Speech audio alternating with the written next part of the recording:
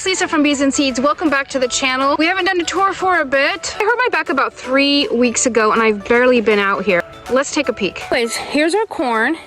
Some of it was planted a couple weeks before others because the chickens came in and did a lot of snacking. And so some of it's more newly planted. The weeds are not horribly out of control. I had weeded before my back injury. We've got zucchini next. And it should be starting to produce. Oh yeah, look at there. Some babies coming on. I'm not gonna pick those. Grandma, there's an adult. Let's see. Gotta check all the plants. I see babies. I see young ones. Like, well, there's an adult on the I see a lot of little 3-4 inch size.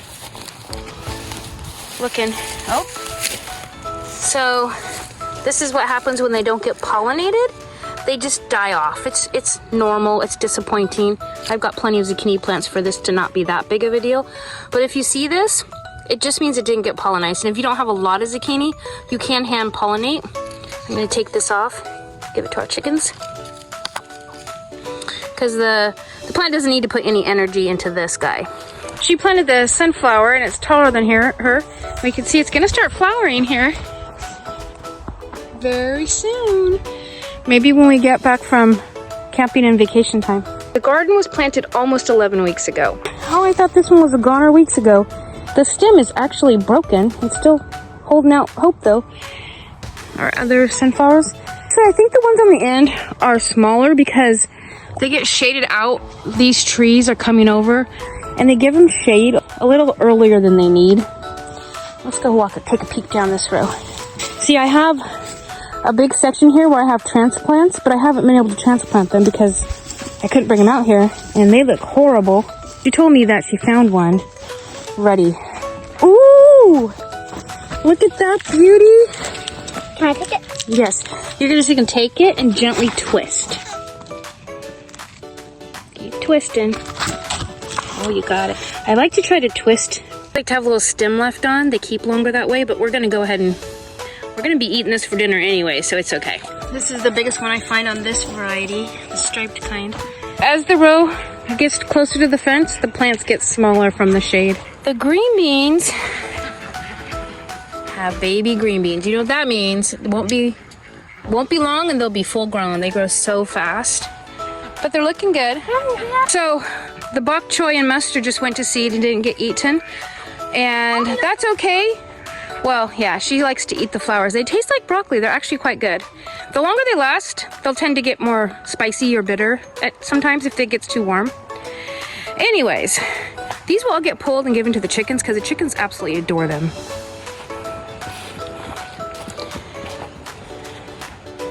Had a gopher here, killed it 3 weeks ago. Haven't been out since, so. Anyways, starting to get some flower on the peas. The peas went in later than anything else because I just didn't have the area ready. But we might have some baby peas coming. Let's see. Oh yeah. You here? Some little young'uns. Is this a young'un? You can eat it if you want. It doesn't hurt anything. Hold the plant. There you go. It's mine. Just eat the shell. There won't be peas in it yet. But the shell will taste. It's good, huh? There's a tiny big piece. Oh my goodness. What? We actually have green beans ready. Look at that. Good thing we came. We're gonna let that one go, but we have a couple ready. I just happened to walk by and see these. I like them young and tender like this. Let that one go a little longer, but it's really important to keep the green beans and the peas picked because the plant is trying to produce seed. So when it doesn't succeed in producing the seed, it puts out more flowers and it puts out more beans. And the plant will keep producing, at least where I live, because it doesn't get super hot here, so they don't get heated out or anything. At least where I live, the plant will keep producing until the weather no longer cooperates in the fall. And then once it gets too cold, they're practically dead instantly. I actually keep them picked until school starts, and then I just get too busy with work. And at that point, I let them dry on the vine. She found a big one. Go ahead and grab it. We're gonna need to pick through the green beans. Like this end aren't quite ready yet. The mustard's big, huh? My sweatshirt pockets are stuffed because I didn't bring a basket. I didn't bring a basket. I had no clue that the beans would be even close to ready. I suspected we'd have a zucchini, but not the green beans. A mess. That got all rototilled and nothing planted. Nothing planted. Going to seed. I'm surprised these guys aren't dead, actually, because they have not been watered for quite some time. No support on the tomatoes, but I'm seeing some baby tomatoes. That's exciting. Today's July 18th. I've got a week before taking the grandkids camping for a week. And then we head to the East Coast for our family vacation for a week. Then I have meetings for work. So my goal next week is to really try to get a lot of stuff done in here. Any seeds planted that I want for fall. Yeah, I haven't even put in carrots yet. I can envision this area, since we do have mild winters, having heaps of stuff in it if I can just get it in the ground by as soon as I get back from my meetings. If I can get stuff in the ground now, next week, and then I think we'll be good. Unwatered filberts and kiwis look atrocious. The grass around them, nothing's been kept or cut for a month. The celery is looking fine and dandy. We did have a deer come through and nibble some. Ooh, I need to harvest the chamomile again. I haven't actually harvested any of these and tried it. This June bear bed of strawberries is done producing, I think. This needs food, clearly, by the looks of the colors. It's got 3 little baby fruits on it. Look at that mess. Oh my. The larger blackberries, the Himalayas, are starting to ripen. And we have come out and picked a couple times. We've got an apple tree with ripe apples. I've made some pectin and apple dessert, but it's time to get going on applesauce. I didn't get the barrier up, and the deer are they're just eating all of these plants, which I had planned on getting this up a long time ago.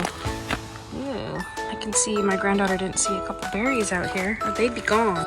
Lemon tree. The deer has come and eaten all of these guys.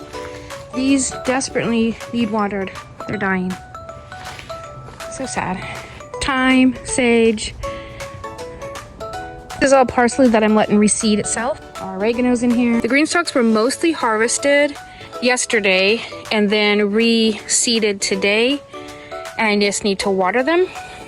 I didn't take the kale. This all needs watered. It's kind of droopy tonight. But it has all been reseeded. And the kale's still doing great, so I'm leaving the kale. And these transplants have been sitting here for 3 weeks.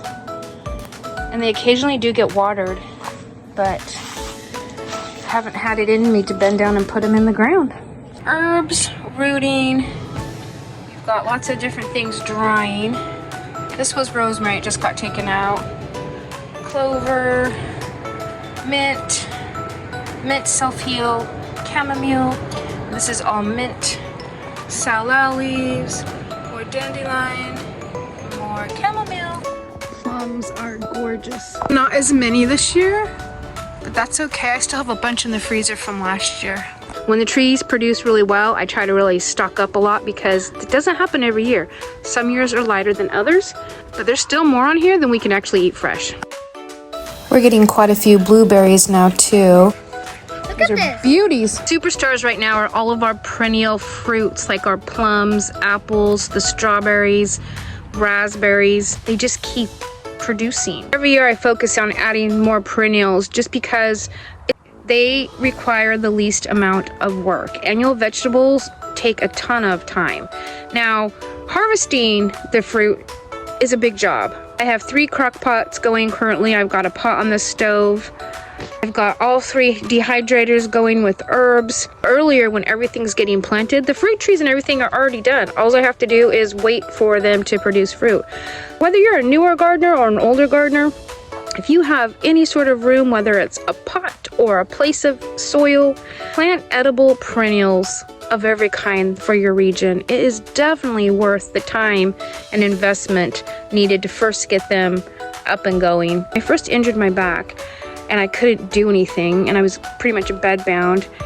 I was thinking, well, first thing I thought was, okay, girl, you need to get those core muscles strong because you have to be able to walk and do stuff. But then as it started to heal, I was thinking, you know, it's the older I get, I think the more energy I'm going to put into getting some raised beds. The green stalks are fantastic. I have still been able to, I harvested all of the green stalks and even was able to replant them because standing, I can stand and walk for a bit before I have to go lay down because the more I do, the more it aggravates. But up and down, like picking the green beans, I'm sitting in this chair because my back is just, it's not happy with me right now. But to be able to stand with the green stalks, that has worked out really well. I highly recommend those. If you want $10 off your first order, I will leave a code down in the description box. If you noticed, any of those little seeds that can grow in the green stalk, I don't have them in my garden. It's much easier to manage them in the green stalk. I really need to go check on those crock pots of apples. But if you want to follow along with our garden, go ahead and subscribe, and I'll see you next time.